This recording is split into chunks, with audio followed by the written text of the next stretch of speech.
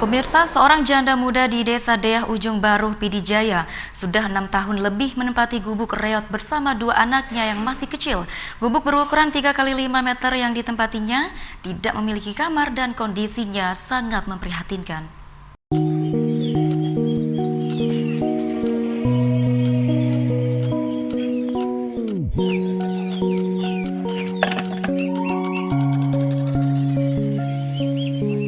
Target pemerintah untuk menekan angka kemiskinan di Aceh belum maksimal, di mana saat ini masih banyak warga Aceh yang masih hidup di bawah garis kemiskinan dan tinggal di rumah-rumah tak layak huni.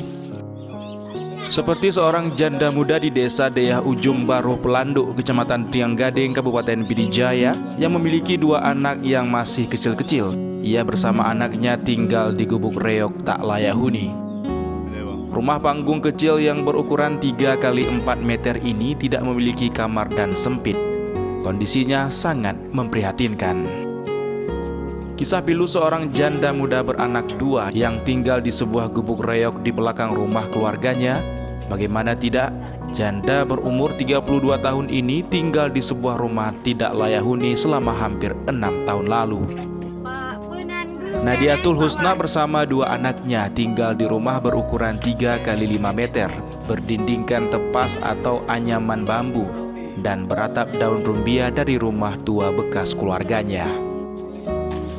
Lebih kurang 6 tahun. 6 tahun sama siapa tinggal di sini? Bersama anak.